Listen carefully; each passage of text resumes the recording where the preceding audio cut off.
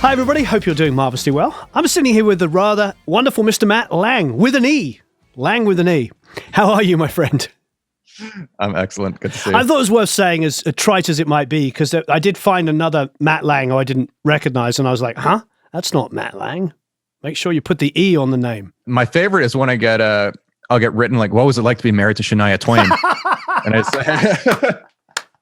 I just say, I wish. Yeah, exactly. We were just talking a little bit off camera, and I think this is a really good starting place, at least for me, is that we don't have, we've had a handful of hip hop producers and a couple of EDM. Chris Lake has been on, but we don't have enough. I used to DJ in the late 80s when I first started doing music, and through to the mid 90s till I moved here. And then when I moved here, it was like all removed away from me, because in the 95, 96, when I landed in Los Angeles, everybody was like, dance music? What's that? Right. It was, I think Prodigy had like a big hit with Firestarter. Yeah, that sounds about right. Yeah. So I suppose opening that whole, and then Moby was talked about. Apart from that, it was like a wasteland. So how did you? You're younger than me, obviously, but you would have started sort of pre the new EDM rush. So how did you end up getting into it? I never planned on it because I didn't even listen to dance music. I had a little bit of awareness of it. I didn't know names, but my dad was a fashion photographer for most of my childhood. So consequently in the studio, they were playing, 90s house records and like Madonna's Erotica and a lot of Seal and that kind of stuff. So I was aware of it, but I didn't listen to it. Sure. And I was the kid I just thought it was all techno because I was into grunge and like Alice in Chains and Nirvana. And that's still, I'm still a rock and metal guy at heart. You're wearing a Meshuggah t-shirt, by the way. Those case in point. Yeah. So I went to Berklee because I went there for music production, and when I was in high school, I was playing in a band, and we thought we were, reinventing genres of combining post rock with metal and hardcore, and as you do when you're 15. And I started doing like my own production at home, and it was just really basic. Like I think I had it was like a Line 6 pod or a Behringer V amp that I was just plugging directly into the mic input of my laptop. And then making these beats, I think in Fruity Loop version 1 or whatever, exporting an MP3 out of that and throwing that into like Sony Acid. And I don't think it was Sony yet. It was just Acid Pro. And then just kind of like doing all the chopping of the beats there and then recording guitars in.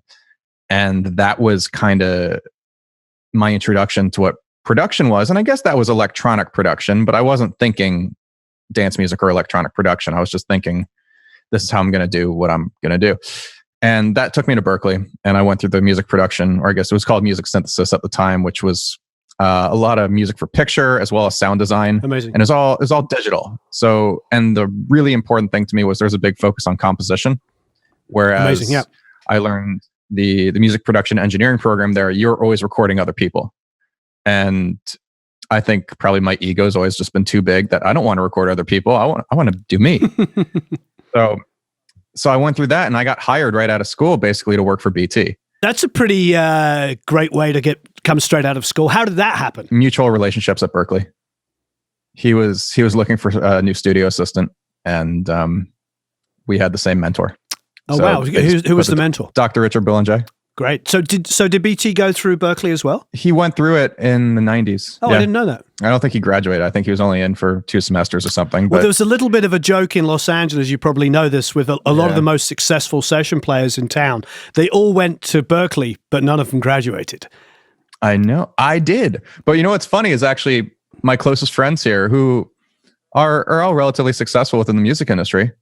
We all graduated. So you're the new normal. I know. Isn't that amazing? Good. Like Victor and Drizza, I think David Levita. I can't remember if Rothschild went, but a lot of those players, they went. And it's actually kind of a double-edged sword, because it's actually talking Berklee up at the same time. Because what it's saying is it's taking these musicians that come in, it elevates their playing ability so quickly that they land a gig. Yep.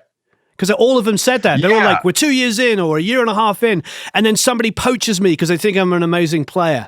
So it's an interesting sort of dichotomy, isn't it? Because it's not a negative on Berklee at all. It is. When I first came out here, I didn't say I went to Berklee. Oh, really? I didn't want that association. When did you first come out? I was 2012. So this is my 8th, or about to hit my ninth year. Right. And I think also, though, I didn't come out here straight from school. I moved out here when I was 26. And so I graduated 5 years before that. And I'd been working, and I had a little bit of a career and whatever. People knew who I was. So I didn't come out here I didn't want like the Berklee stigma to kind of hang over me, where I thought, well, if I say I'm a Berklee kid, then, people aren't going to want to work with you, because what I understood Berklee kid to mean was like, you thought you knew everything. Sure. And you had a ponytail and you played your guitar too high. And I know the stereotypes. Right. And you listen to Fish, and you love jam bands. But I didn't want to have that stigma. I just wanted to be known for myself. I guess really to my own ignorance, once I got out here and I eventually would come out, then it was very accepted. And I suddenly had this network that grew out of that, which I kind of avoided at first, and I didn't. It's a really good conversation. I'm going to throw in a quick point. I think what for me has changed in a perception is now that accessibility is so amazing, that so many people are making music. One of the things that I'm personally drawn to when somebody comes in through the door or wants to intern or assist with us is when they've basically proven to me that they've spent 3 or 4 years of their life in a learning institution. Yeah. And so actually now it's a massive bonus. I mean, I get asked all the time about whether you should go to college or not. And my answer is always this, and I'm sure you would agree with this, that most professionals do. I always say, well, what do you like? Are you the kind of person that enjoys going to school? Then go to school. If you're somebody that hates going to school, don't go to school, because it's what you bring, the attitude you bring to the learning experience. And the one last thing I'll say, I was actually looking at a few years ago of doing the online degree, because I don't have a degree in music. And I actually... even though I would consider myself successful, I still have that want and need to have a qualification in what I do. And that might sound trite, but I sort of want to do that. That's for you. Yeah. If you want it, then do it. So I had the privilege of going back to Berklee this past November. They hosted me for a week as a visiting artist. And in the 10 years since I'd been there, or 11 or however long, my God, the school it was great when I was there. It's incredible. The facilities the students have access to, even like there's a thing in film scoring where everyone gets to do it once, where you get to have and conduct a 50-piece orchestra that they track against the screen, and you conduct it. I mean, these are experiences that you're never going to have ever again unless you get to a certain place in your life and your career. And it was just, my mind was blown. They have this gigantic Dolby Atmos room now in a dub stage. I mean, it's just... It was amazing. That is incredible. I don't think I can get enough schooling, because everything I'm doing now, I'm like every minute of every day I'm learning something, and everybody I respect has that opinion. You know, we're always learning something. So again, it does come down to the personality type. If you're somebody that loves the social aspect of it and going to school. What I love now is, I have a 13-year-old son, and what I love, about a year ago, he was 12, we got in the car to go and pick up some lunch on a Sunday. And he's like, Dad, can I play some music? And he had his phone, so, he connected his phone.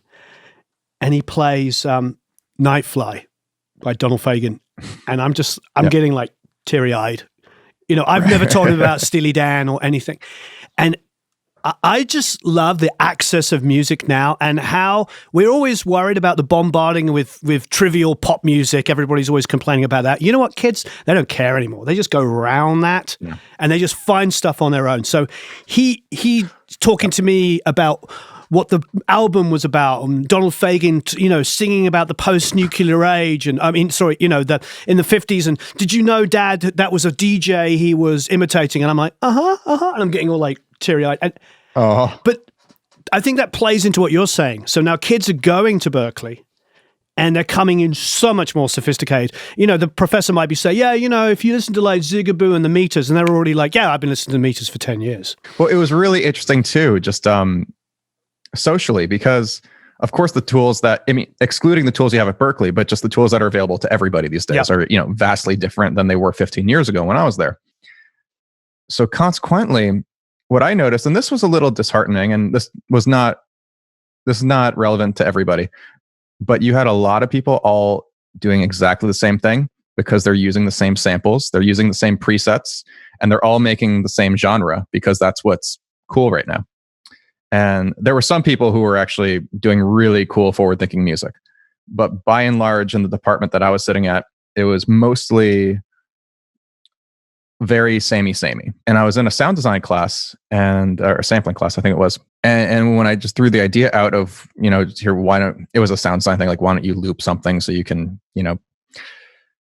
affect the loop length. You can create your own granular synthesis kind of thing. And all the eyes just looked at me like, why would you do that? And I'm like, you're in this class for this reason, because your brain is supposed to be thinking like that. It's all about manipulation of sound, and that's so creative and that's expressive. And the like the splice model, which I mean, it's just that, and I'm part of the problem because I've released a sample pack on Splice, but it's this interesting thing where, because you don't have to shed a guitar for 12 hours a day anymore, even though I still romanticize the idea of that. Me too. Can theoretically, right? And I still like, I'm literally like thinking about like signing up for, Paul Gerbolt's guitar lessons on Artist Works or whatever, just to Paul's giving one-on-one guitar lessons?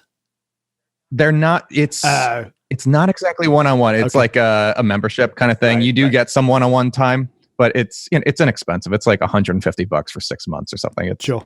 But one of those things just to like give me, especially now since we're sitting in the house all the time, it's something just to practice. And, now is a great time to actually, get my chops back up to what they were when I was 21 and practicing all the time. I think it's important just to always try to improve and try to educate. The complication with, having all this information given to us is it doesn't necessarily encourage you to search for more. Yes, I think that's a common discussion point, isn't it? Where we're always talking about, and for my age group, because when I was super young, there was no CDs; it was still vinyl. CDs came in like mid '80s in Britain, and I remember that happening. But when I was super young and I first picked up a guitar, it was vinyl. So you put on the album and you played it if you were lucky. I had my grandfather's old turntable, so I could play it at 16 and play it at half speed and figure out the parts. Right.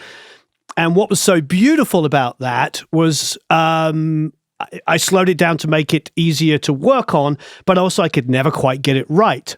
One of the constant discussion points we have is the fact that everything now is so accessible and easy to get right that maybe, like you're pointing to with the learning, maybe it takes out your wrong interpretation, taking you down a whole different path. And I think that's also how you find your own sound. Yes. It's your own experimentation. You figure out your own ways of trying to, because we're all trying to copy other people we like at first, Yeah. And even still, to this day, we're all taking influence and we're essentially copying people.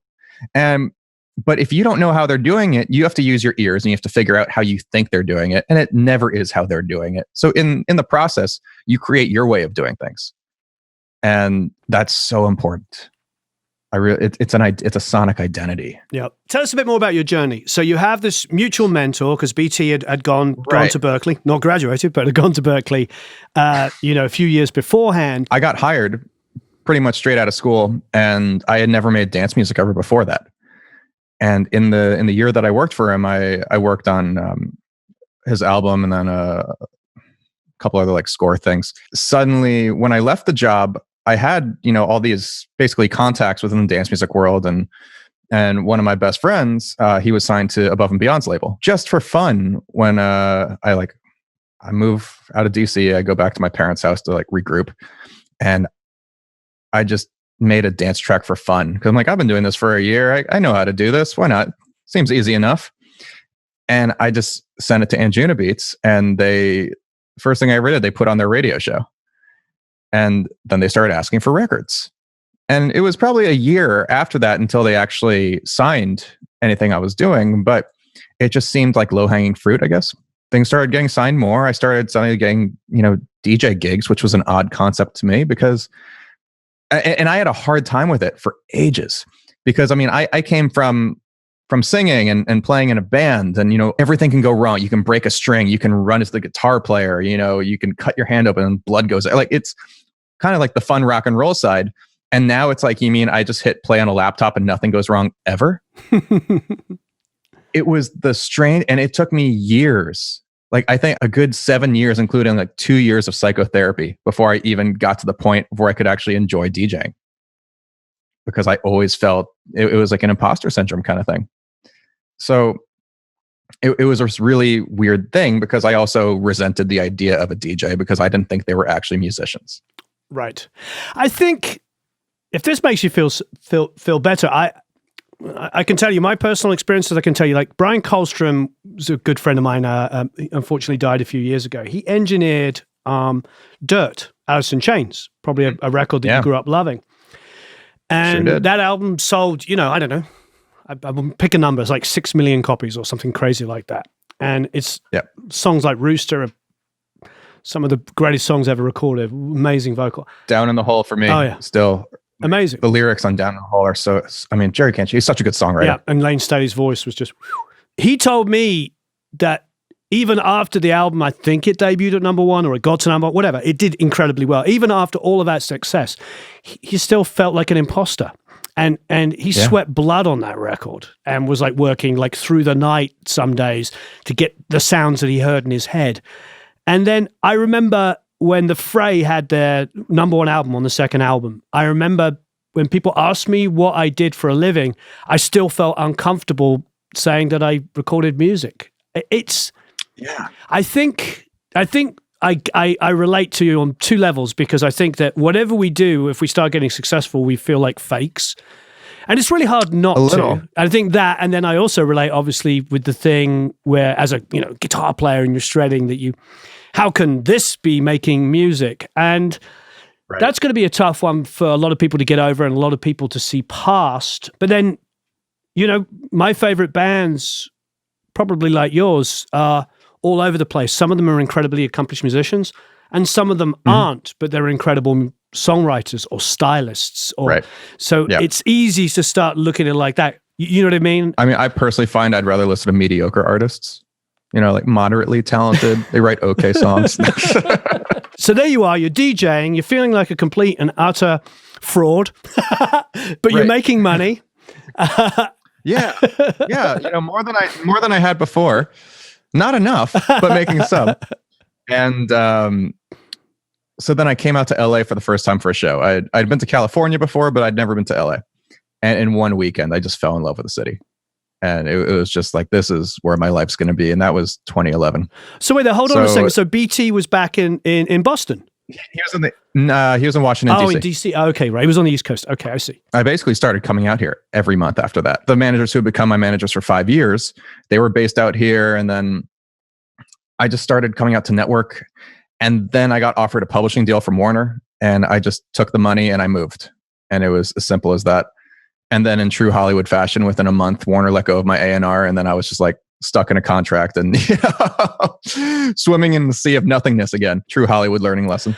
I've experienced those. So then I got out here and I was doing 2 different pop records when I first got out here. Because I was also like, when I was working with BT, we were doing songs. This wasn't just, it was in the dance music genre, but what he does far exceeds the limitations of dance music. And then also when I was back in New York, I was working on someone else's pop record too. So, I had that bone in me.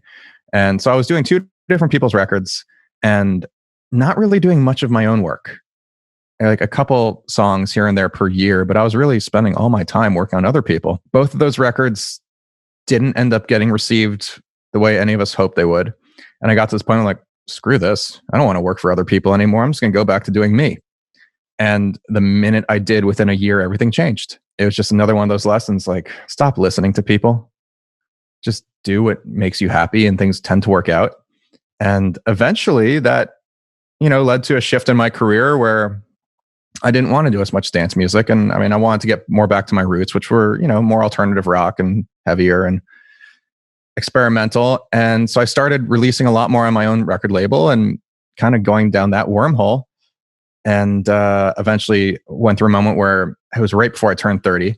And I went through like this soul crushing breakup. And it was this moment of like, recontextualizing your entire life.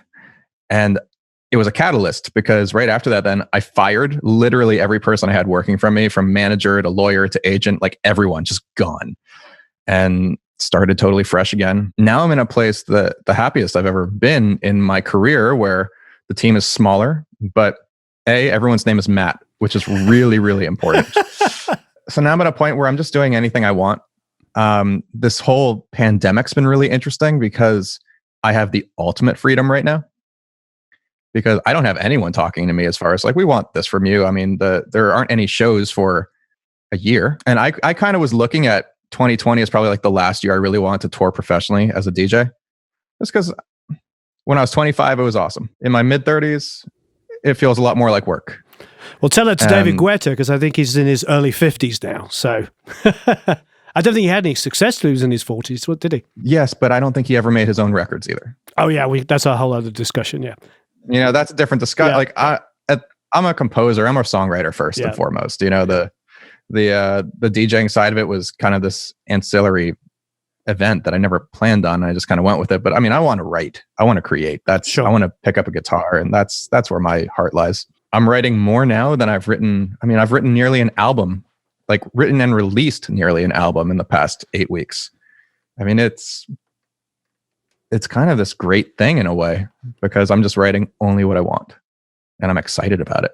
I agree with you that do follow your heart. But I think what is important for us to remind people is like follow your heart with work. Because one of the things I see with a lot of artists is anxiety and fear can stifle them, so they can ignore people that are actually trying to champion them, but they can rationalize it and say, I don't want to do that because it's selling myself out, and I'm selling selling away my craft or my art. Right. And I'm like, well, okay, that's fine, but what's your alternative? Where are you taking that energy? Right. And I think what's important in your story there is you were doing a lot of work for other people that you could have been doing for yourself, and it wasn't succeeding in the way that you had anticipated or hoped for. So you just took all that energy and put it into yourself. And I think that's a really important part of your story that I hope people can pick up on, because I do know with artists, and I'm sure you've worked with them, they will find an excuse not... Well, I mean, but here's the thing. And I mean, I am one of them, sure. So I get it. And the thing is, if you're saying no to everything, then you're a fool. But if you're saying no with the intention of, I don't want to do this because I'm going to prioritize my way in a more productive way, in a way that's going to be more beneficial, and not just, sit there and wait for the phone to ring, but I don't want to do this, like whatever. That's the fallacy. But if you're able to channel it into something that you really care about, then I think that's the strength of it. And then it's just prioritizing. Yeah, I agree.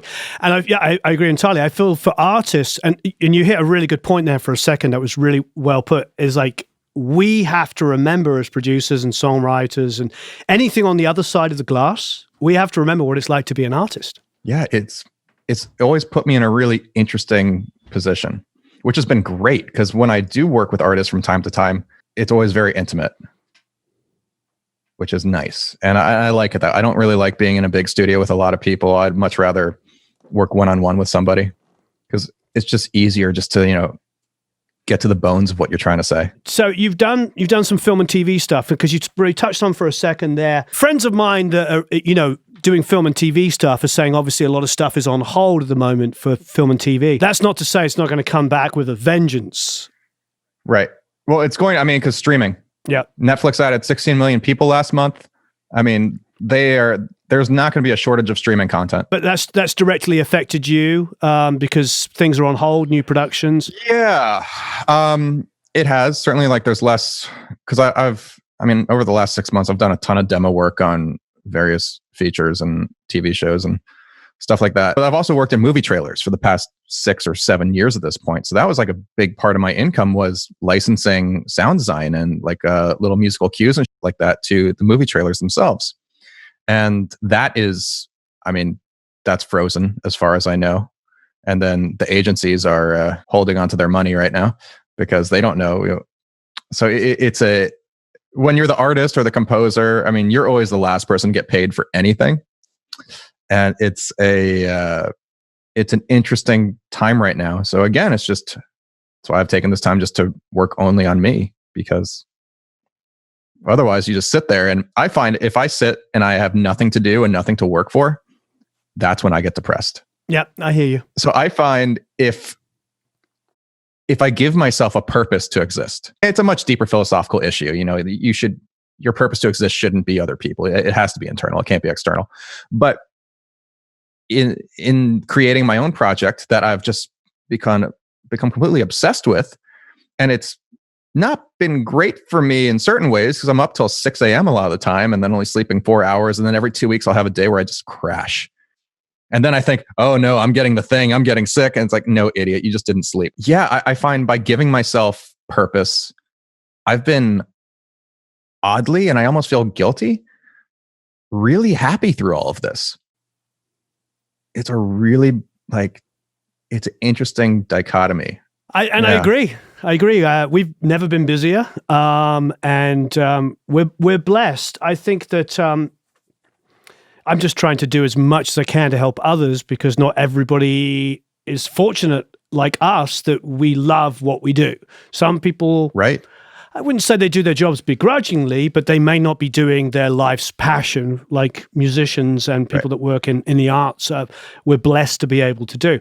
Having said that, of course, I've worked many millions of hours to get to this point, but yeah, of course. But I don't ever take it for granted. Some of my most talented friends have never made a penny out of making music. And they went into other careers and did other things to raise families. And that is a beautiful thing, but they're not doing their real passion and certainly not living up to the amazing potential they had. So here you are, you're in LA, you're fresh off the boat. How did you end up, you've moved out of BT, you're talking about you got a label interested after a period of time and they started signing you. How does that work? This would be a good thing for people to know, because I don't know. Well, these days, they just kind of pay you. I don't know how it works anymore. Oh, okay. How did it work? I mean, even 10 years ago, though, it was never unsolicited. It was always through a personal connection. Right.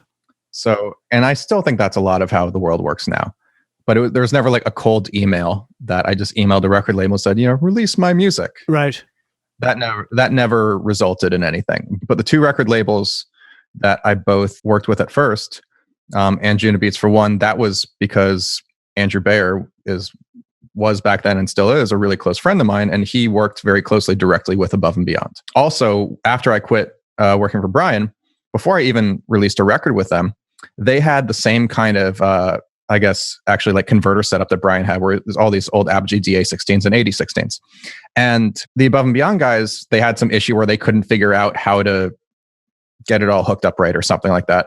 So before I ever met them or anything, they'd Skype me so I could, basically walk them through this tech stuff to try to get these converters working. That was also a relationship building thing that had nothing to do with even making music. It's all relationships. It's as simple as that. And on the other record label, there was a cousin of a family friend who happened to be a German record producer, who I gave him some of my records and he just forwarded them to his record label.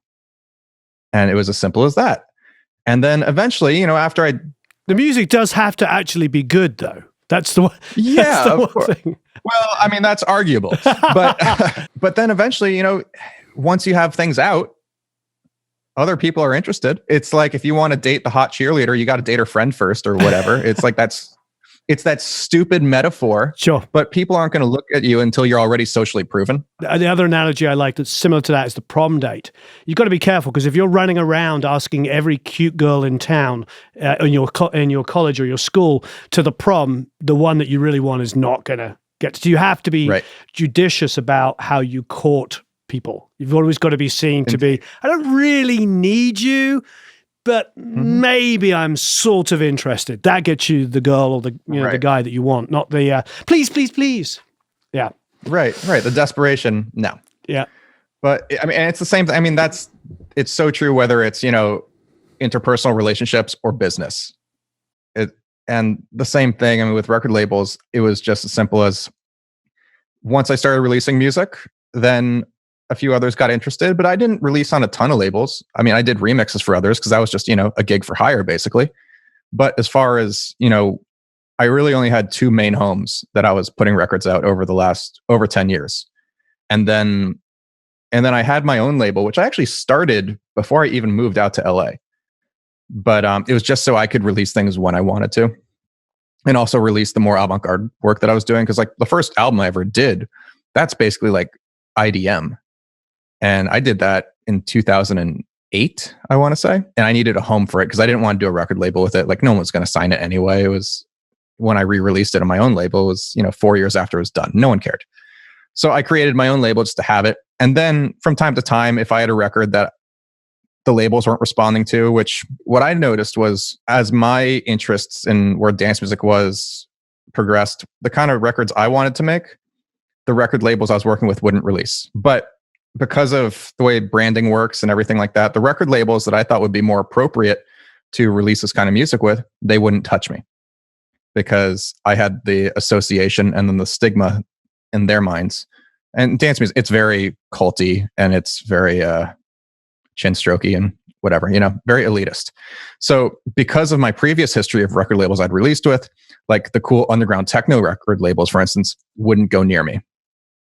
So it was out of necessity that I started just doing stuff on my own. Then eventually I just started doing a lot more on my own. And I started like releasing these more avant-garde records. And I did like an ambient record and all these.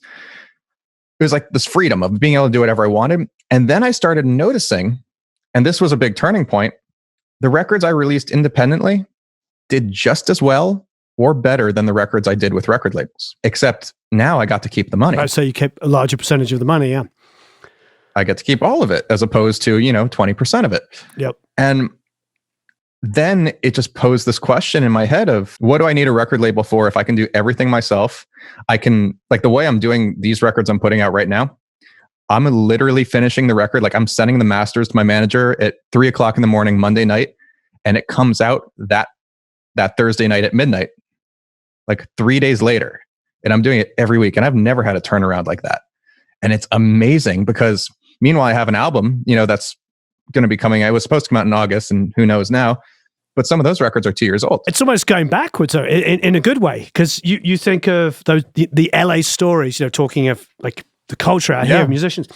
The Beach Boys would finish a song and then take it down to the radio station that evening and play it on the radio. Right. It's like I love those kind of stories. Yeah. Even the Queen movie is factually correct with Freddie Mercury going to his good friend Kenny Everett and saying, here's the song that we want to put out as a single.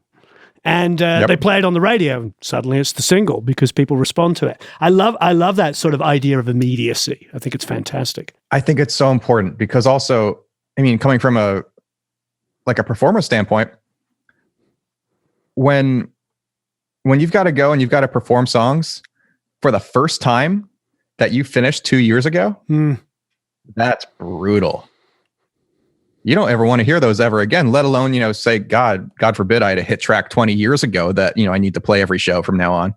It's so much nicer to play new things as an artist, because you're excited about them. They feel relevant to you. And, your music evolves as you evolve as a person, as your life changes. So something you did 2 years before you're not as passionate about anymore because whatever you're writing about, you've moved past at that point.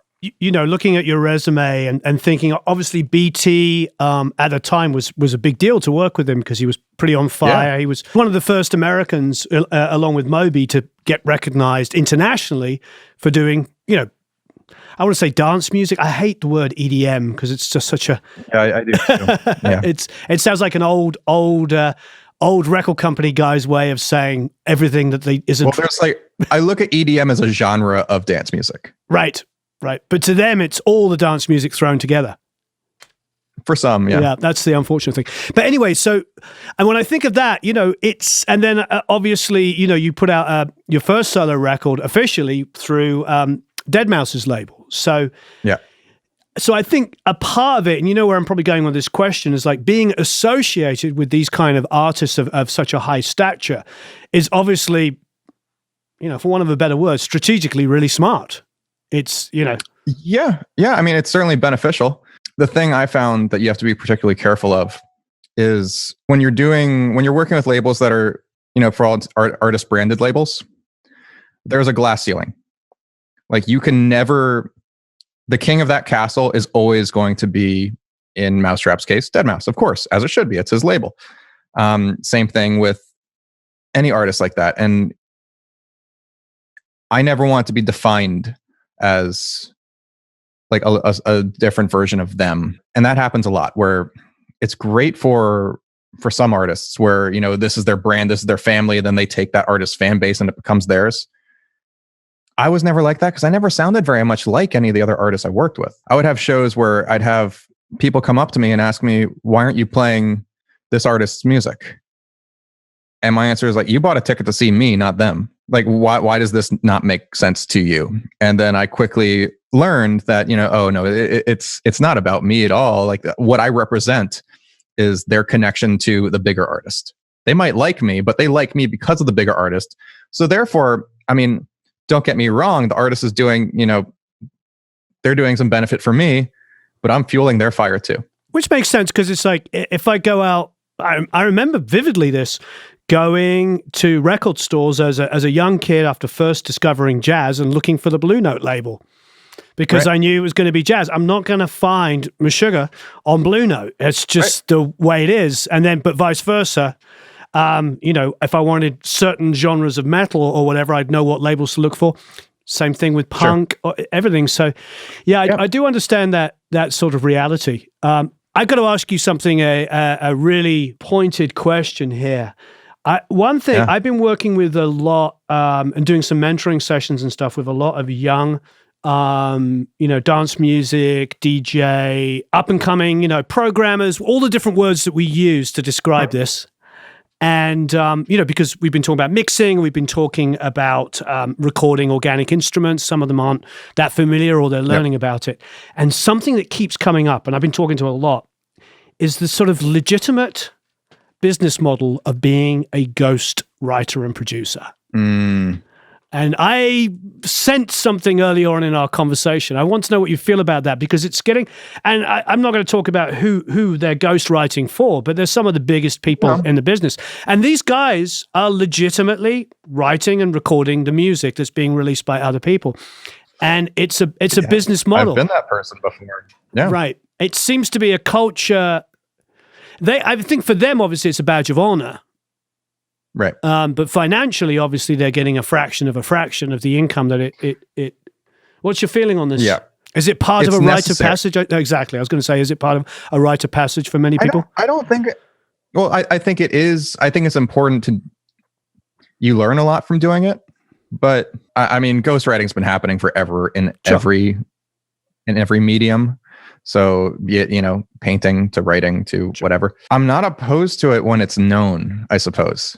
Like, you look at let's talk like a DJ like Sasha, or even like John Digweed. It's very well known who they work with, who their engineers are, and they're part of that brand, really. Mm-hmm. But then you look at other people who carry this identity of like, look at this, I'm such a production genius. Look at everything I did, and you find out that no, they've got a guy in the closet basically who's doing everything while you're out in Ibiza drinking Mai Tais. That, to me, it's the lie. I think if you're honest about it, then it's not ghostwriting anymore. Right. So it's the misrepresentation. That's what I loathe about it. I suppose these artists get into this position where they're getting hit up with hundreds, possibly even more, of tracks a day. And it starts to become like, well, this is actually pretty good. I could just tweak this, tweak that, and then suddenly I've got... Oh, yeah. I mean, I understand the allure from an artist's perspective. Yeah, and I'm not saying it's a not valid business model. I mean, it's proven that it is. Sure. On a moral standpoint, I have my own reservations. I have to look at it from my own experience, and also, like, because I can create everything myself, and this is, and I'm aware of this, is I automatically look down upon those who claim that they do but can't. Right. You enjoy and love the process. And so you don't want to give it away to somebody else, because that's taking away the whole joy of getting up in the morning and making music. Absolutely. And, I'm tired of, doing things without joy in them. I've done that for enough of my life, and not everything's going to be joyful, obviously. Sure. You do things for work. But by and large, I don't want my career to be giving myself away to somebody else. Right. And then for the thanks you get are pennies, to what they're taking. Then they take all the glory. And it's like, no, I did this. I want the glory. It's mine. Yep. I know it's, it's silly almost. It's very, it's kind of like, I think the thing that got me was not that it was happening I didn't realize to what a high extent it was happening. That wasn't actually the bit that got me, was I'm talking to these young guys and girls, and they're seeing it as a actual legitimate career path. Yeah. Of like, I want to be a ghostwriter for this person, this person, and this person. And that's because it's proven that it can be. Right.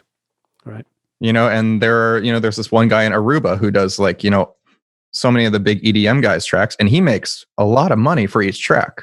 Right. But he's doing it for artists who they make between 5 and 6 figures every show.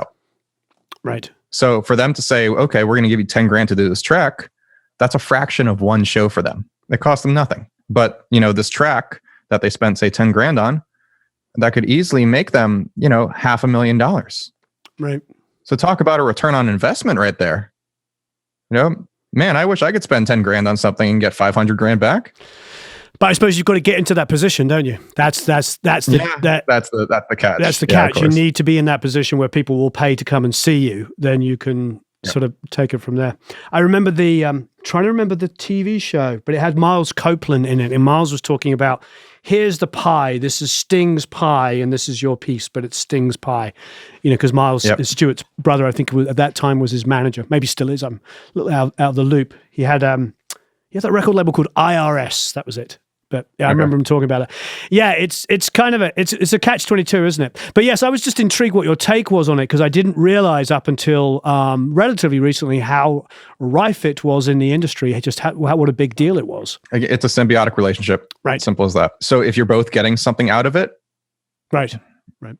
If it makes you happy, if it works for you, it's not something I would personally ever do. But again, I can say that because I did it. Could be different for anyone. But that's just it just feels dirty to me. Simple as that. Give me a little bit of breakdown of your recording setup. What are you using like 90% of your life when you're writing, composing?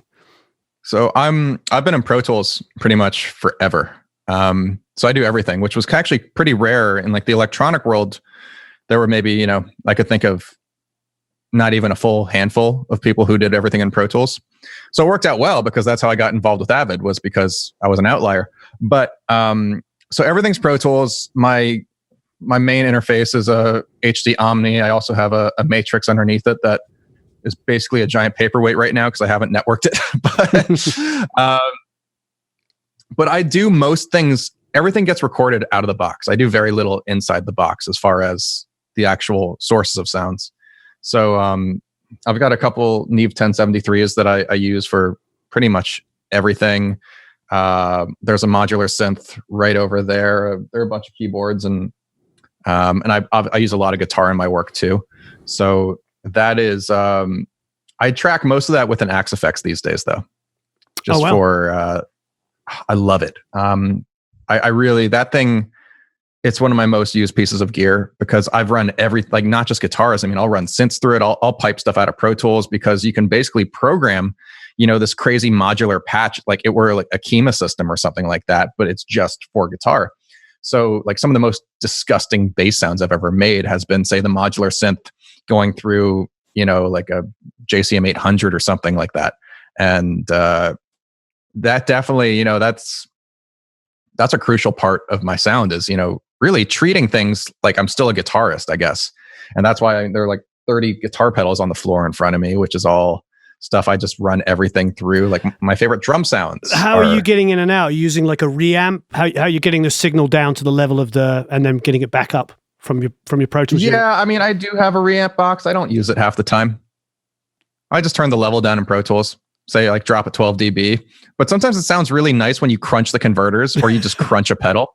Right. Because like I don't care about it being perfect. Sure. I just want it. All I care about is the sound. So if it means, bringing it down to guitar level sounds better, fine.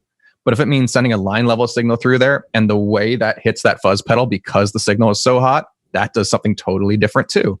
Or you could even, take some kind of like amplitude modulation plugin out of like, I don't know, like a tremolo or something dumb like that, or LFO tool.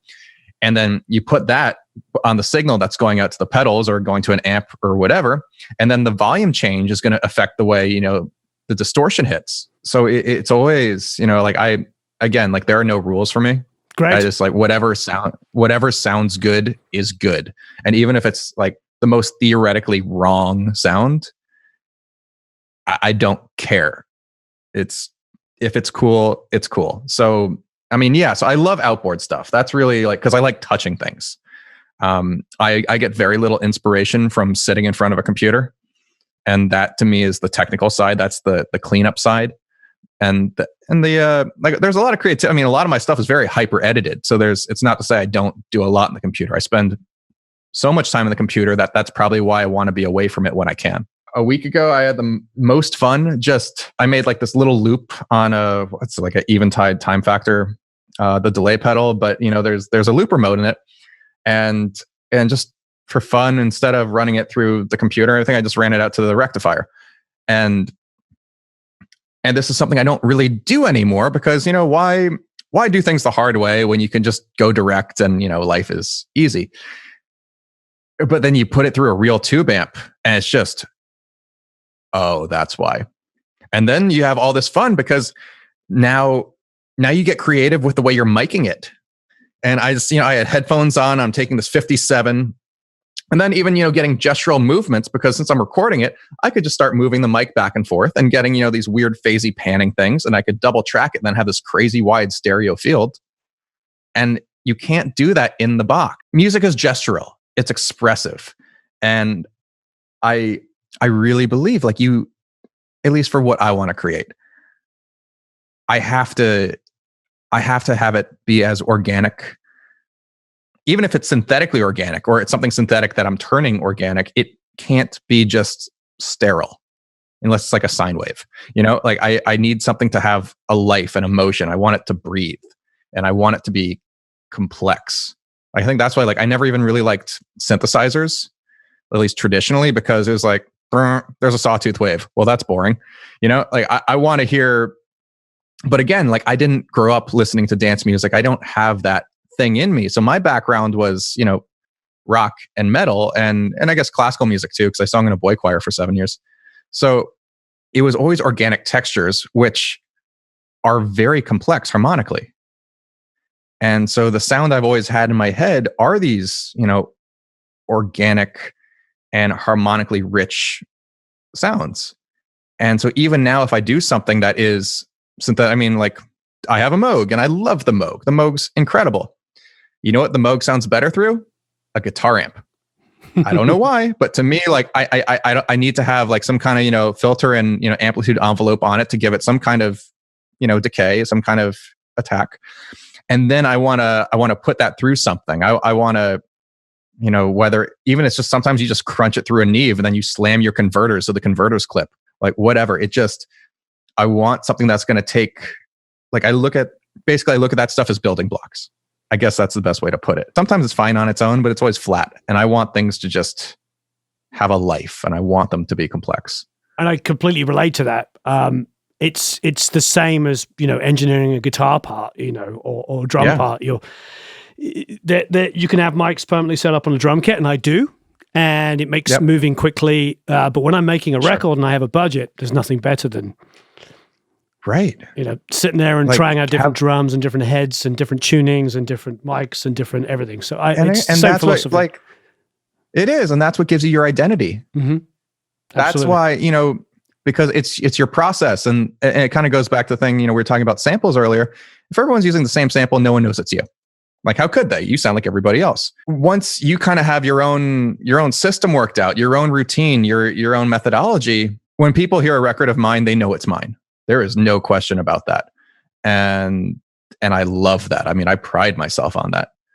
But a big part of that is because, I have a sonic aesthetic, there's no doubt about that. Like, I mean, I like really high highs, and I like really low lows, and I like super wide mixes, and everything is like surgically clear for the most part, which is really hard to do when you're combining all these weird harmonic sources. It's like, it's complicated, but like, so because I have this aesthetic in my head of what I do, and my processes are not that different, like the tools change, but the way I'm using them aren't changing so often. Maybe I'll decide, I'm going to boost 6 dB at 2K this time before it goes out to the guitar or something like that. That's not a good idea. It sounds kind of like, a death metal fuzz. Cool, let's do it. You just get into this identity of production, of process. Sure. And that becomes a sonic aesthetic. And then, we all have our own mixing aesthetics too. Just, the way we want to hear things. That's, of course, a totally personal thing.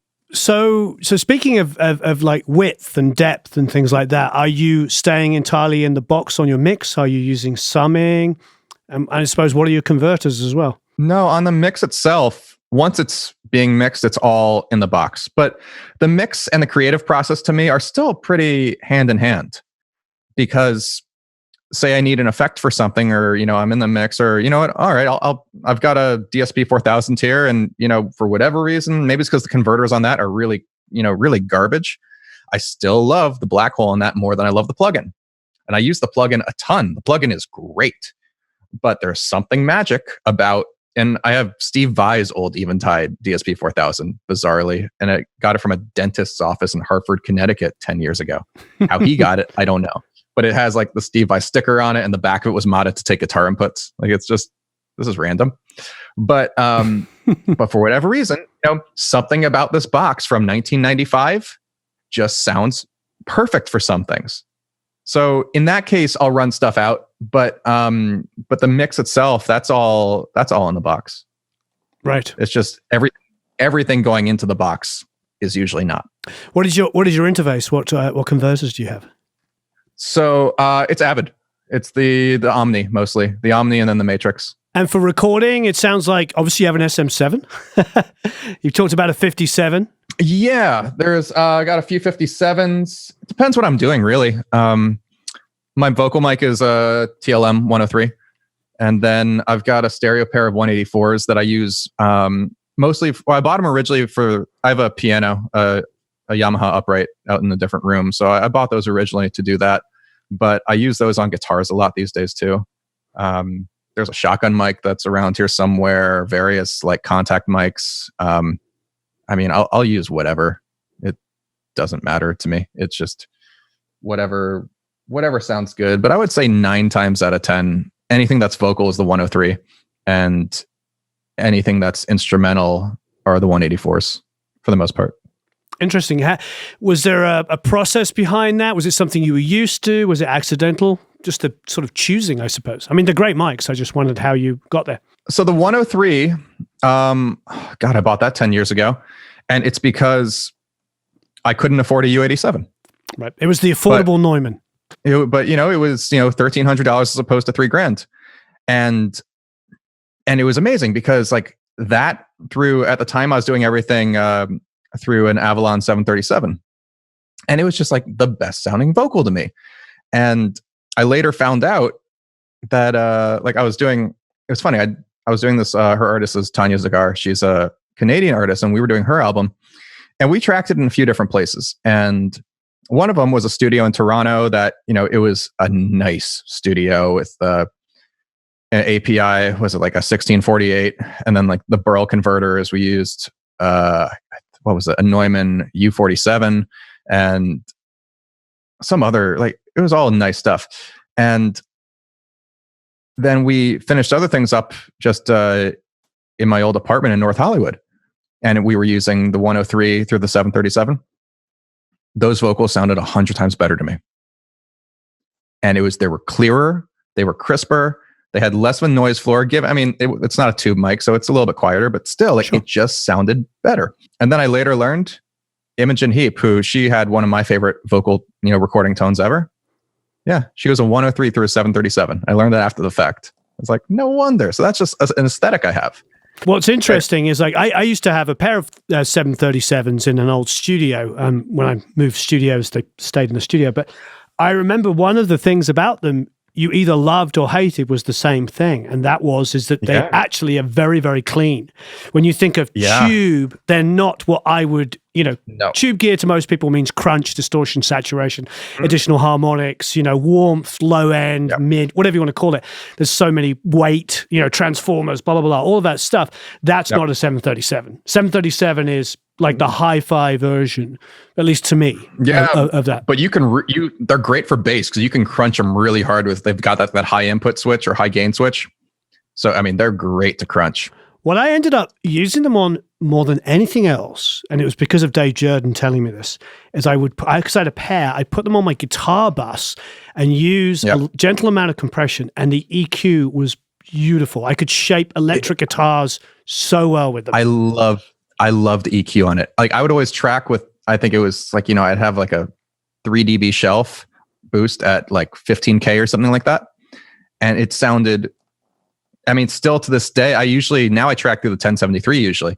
And I kind of want to just get a 550A just for that shelf, just to have, I'll just do, a 2 dB bump at 15, just because when it goes, there's something sweet about it. Yeah. And it just sounds, and it's silly. Like, why are you boosting at 15K? Like, that gets filtered out half the time in mix. Like, no, well, there's something. Yeah, because you're boosting that beautiful curve. I think that's with Cliff Marg, his Airband is, above and beyond any animal, let alone human beings' frequency range. But the reason why it works and we all love it and so many mixers talk about it is because it's that gentle curve that just comes up and just keeps rising and rising up on the high end. And I agree, the 737, they had something magical up there, and they weren't very cool when I was using them. People were like, "Oh, no, I don't think they've ever like."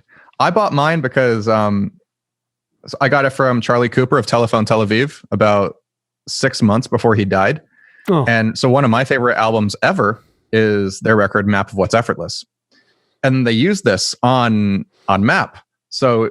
It's such a personal piece of gear to me because, they were so influential. They still are, but they were one of my biggest influences, especially 10 years ago. And to have a piece of gear that, was part of that process is, it's a really it's amazing, sentimental. Yeah. No, I totally understand. Yeah. It's like, and gear is always better when it has a story. Oh God, yes. When if you have a personal relationship to it, and you can't have a personal relationship to a plugin. That's kind of the thing. This is a vintage. This only works on Pro Tools 3.8, but I'm telling you, it's vintage.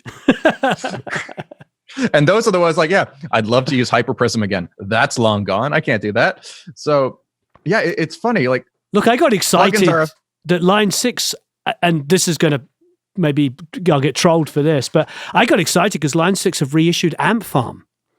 I know. Amp Farm was awesome. There's a setting on there called Big Hair Metal.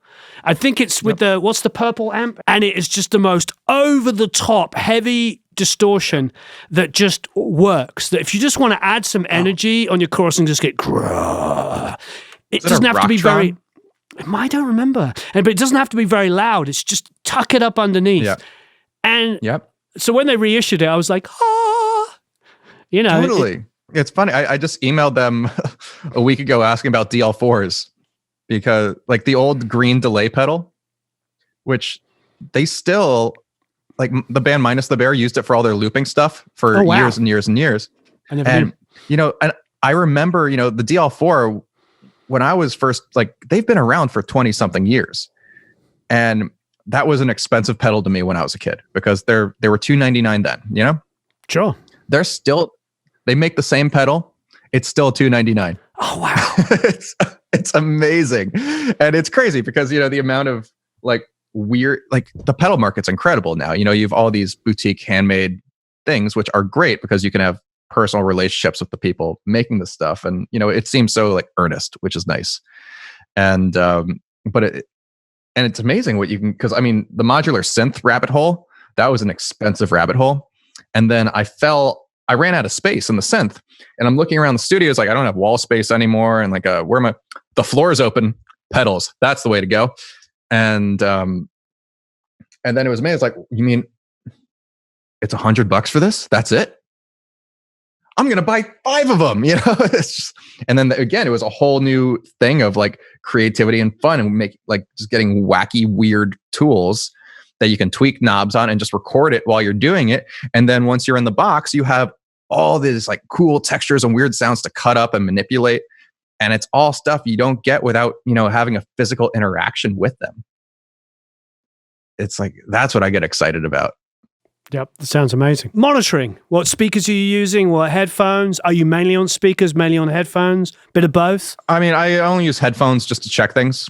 Okay. I don't like working in them. I don't need to, I don't have like neighbor issues or anything like that. So, but My main speakers are these Event Opals. I've had them for 8 years. For the price, they were, when I got them, it was the best thing you could really get. And they have like a nice extended low end. They go pretty low. And since I like my sub and I don't actually like subwoofers, it was a really good solution. I don't know if they make them anymore, but yeah, they were great for the money and they've been my main speakers ever since. Headphones wise, God, I've got a lot just hanging around. I mean, half the time I just grab whatever's nearby because, oh, that'll do. But like I think these are Pioneers, I think. I don't know. Yeah. These are some Pioneer DJ headphones. These are like the new ones, which are supposed to be flatter. I have some old Pioneers over there. There's these sitting right here. These are like Sony's version of a Beats by Dre, which are good to reference on sometimes because, you know, the bass is so overhyped. But there isn't like, these actually have a bit of a high pass filter on them, it seems. Then I've got these things, which are like there they are. They're like the Odyssey earbuds. And Odyssey, a great company. Yeah, those are great. They're kind of tricky to get in your ears, and get them to stay there, but they're really accurate. So especially when I'm trying to get bass to sit right, I'll check on those and then the speakers and then maybe actually like those, like the Sony Beats things, because it's something about a really boosted bass that kind of tells you if something's over the top. So yeah, I just check on a lot and then I check on the car. I check everything in the car. Like that is my number one truth teller at the end of the day. Oh, for me, low end in the car is going to just, yeah. I can fall in love with the low end in the studio, then go to the car and be like, oh, why is my kick 10 times too loud? That's always what it is. It's like, it's always overdone. And then I find also mid-range, it's really truthful for me because my speakers they're pretty mid-forward, and consequently, I tend to undermix my mids a little bit. And I don't notice that till I get in the car, and suddenly my guitar is 3 dB too low, or the vocal isn't as upfront as I wanted it to be. Well, that's interesting. You know what that speaks to, actually, that you're mixing it at a good level, because quite often the reverse happens because your ears get turned down to those mids pretty quickly because they're so loud, because people are mixing too loud. You know, one of the things that would happen with NS10s with people that were using them too loud was the mid-range would just rip your head off because they were cranking them so loud. Their mixes, you know, ended up with like 6 dB too much of 1.5K, which was already, you know, far too loud anyway. So that's actually not a bad sign. That means that you're mixing at a decent level and you're not blowing your ears out. So no, I mean, it's funny because I remember years ago when I was working with Brian PT, I would be working at the desk and then, you know, he'd want to take over and just jank up the volume so high. And I'd be like sitting on the couch behind him, like hiding like this. And so I guess I've never, and I mean, I do mix somewhat loud, but it's never ear-splittingly loud. Yeah, I mean, it sounds good. I mean, you said what, you were 33 years old and you're still hearing 15K, so you're okay. You're okay. Yeah. I still like it, apparently. Yeah, that's a good thing. Trust me, I know lots of people younger than you that aren't hearing 15K. So I've been fairly fortunate. The one thing I learned very, very early on, from actually just being a musician and being on the other side of glass, but asking questions of producers and engineers. I'd work with guys and girls that would listen loud, but they always listen for only very short periods of time. And I learned that from everybody, Dave, Jack, Doug, you know, everybody I've ever worked with is always like, sure, listen loud, see how it sounds, just don't do it for more than like 30 seconds. Like, listen, go, okay, great. Yeah. So I hear what you're saying, but it's interesting when I've had albums back in the day when I wasn't mixing all my records, had albums mixed by different people, and you could pretty much after a while tell how people were listening. Some people like screaming high mids, and then other stuff so smooth. And you'd find out, and then you go and sit in with that mixer, and they were just listening at almost conversational level, and everything was balanced, you know. Yeah. And you're like, now I see. I learned from that kind of experience. It's not as fun. Like you don't get that visceral, you know, feeling of something ripping your head off. But yeah, as far as getting an accurate mix. And guys like Andy Wallace and Bob Clearmountain, of course, in particular, don't solo, I think, even at all. Andy might occasionally solo, but Bob doesn't solo at all. And their mixes tend to be very, very even as a result, because one of the things that I am guilty of is if I solo something for too long and spend a lot of time on it, I'll sculpt it so well and so perfectly, I'll put it back in the mix and it will be too loud. It's gone. Everything just doesn't make any sense. As Tom Scott told me years ago, he goes, the loudest thing in the mix is the last thing you worked on. I always find, because and I do solo things because I get really surgical, but if and there'll be moments, especially like with recording things out of the box, you get a lot of weird resonances sometimes. And, so I'll have, sometimes say like this clean guitar part, and it might have 15 tiny little, like minuscule, like really tight cue, like 15 dB drops, every time, there's like that one frequency at say, 3.6K, but then there's another at 3.7, depending on a different note. So I have all these tiny little things. And if I overdo it, then you put it back in the mix and the signal just disappears entirely. Like you cut it of everything that, on its own sounded so offensive. And then in a mix, like that's the thing that gave it its character.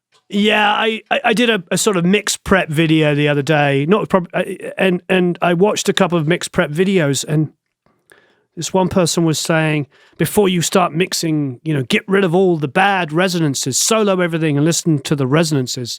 And I'm just like, no. It's like, I think the worst experience I ever had was I went to, I wouldn't say what studio it is because it's not relevant. It's not a negative on the studio, but I listened to a 5/1 of Bohemian Rhapsody, which is arguably my favorite song.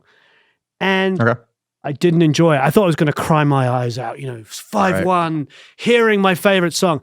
I didn't, because they've remixed Freddie's voice and they pulled out his mid-range where it's like, is this the real life? And so he's like, is this the real life? Is this just... That's weird. But he had that such huge, powerful, almost operatic mid-range of just cut through anything. And they softened it to sound really beautiful. So I'm very aware of that. There's that fine balance between what we think is too much of something and what is actually a character of somebody's voice or instrument. So...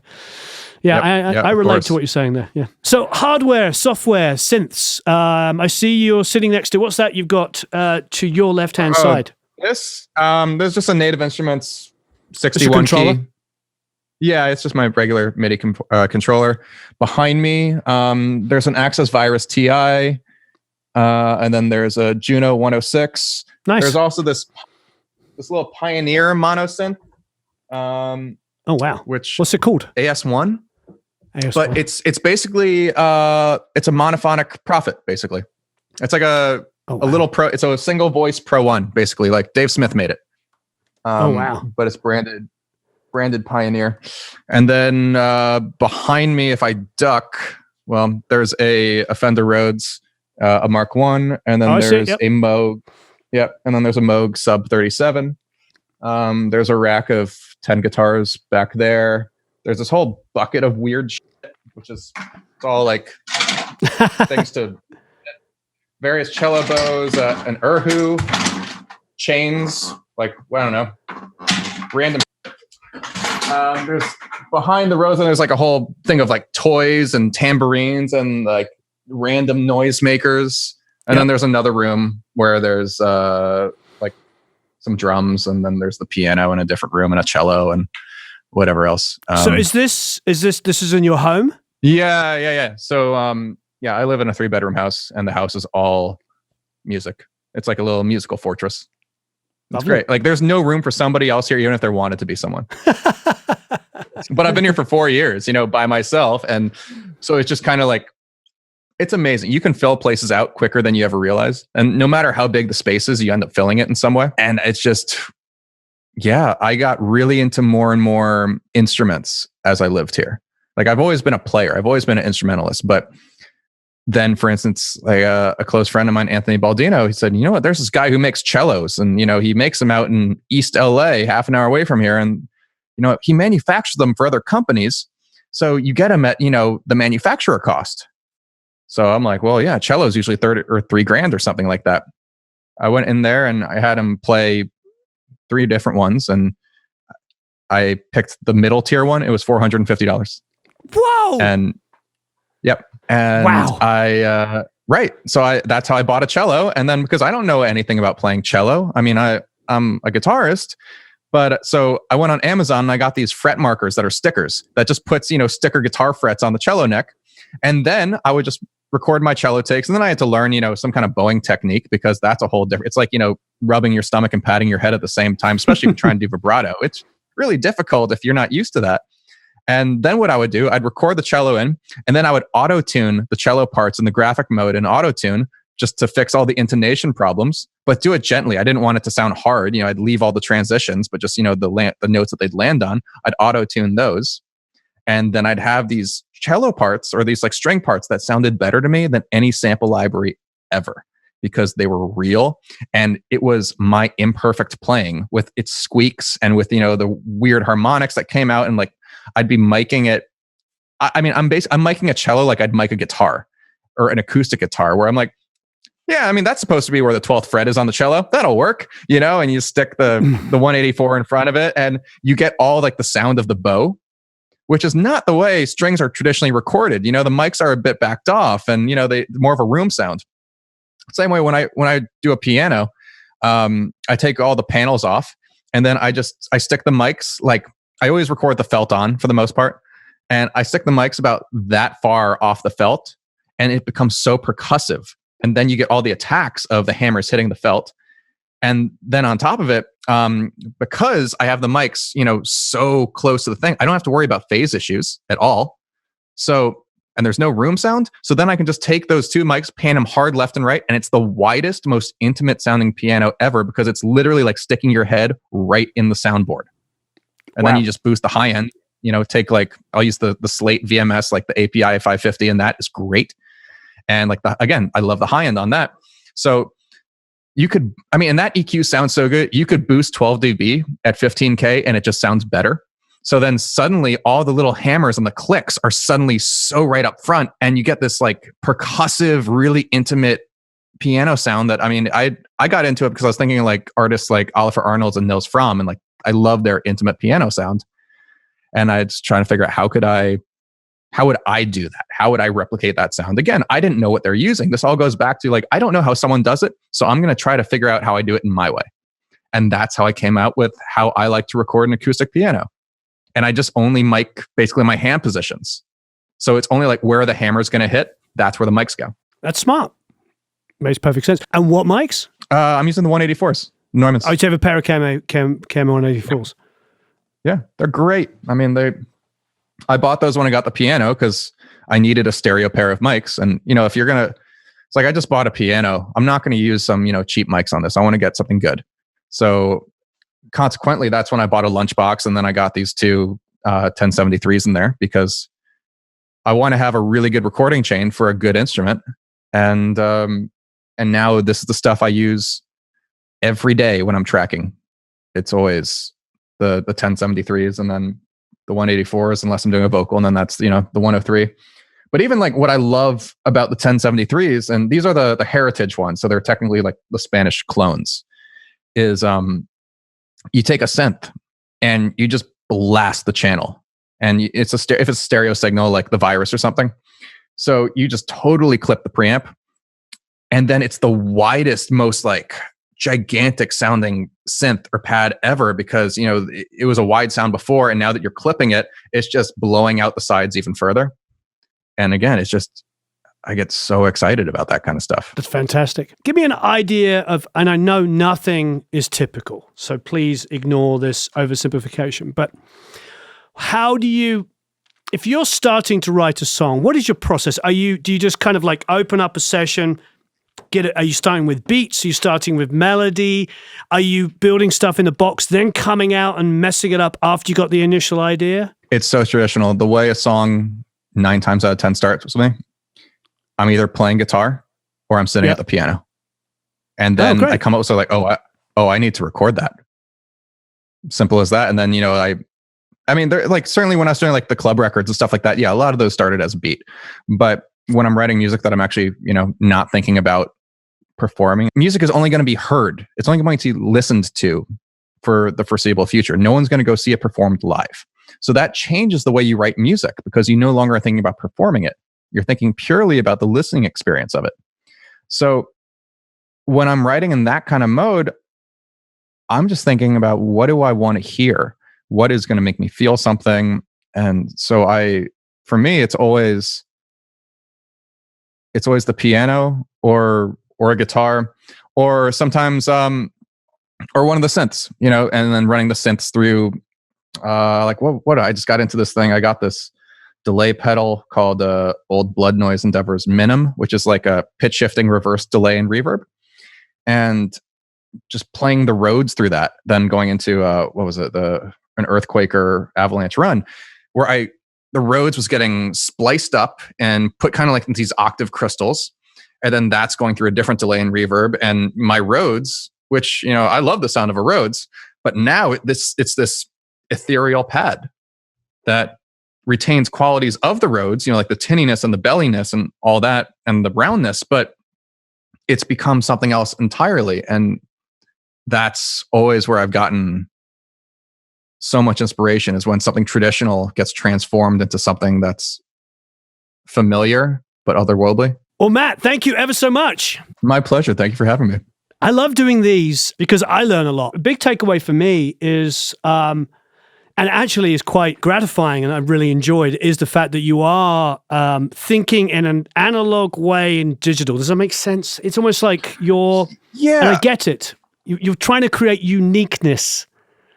Yeah, and again, don't get me wrong, there's so much you can do inside the box, but I don't get inspired by it. Right. I look at the box as this is my editing bay, this is my tape recorder, this is where I do all the technical shit. If I do a lot of crazy up, really, glitchy programming and stuff like that, obviously I can't do that outside the box. That only can exist in the box. But when it comes to, the emotion of a song, what is the song actually saying? What does it make you feel?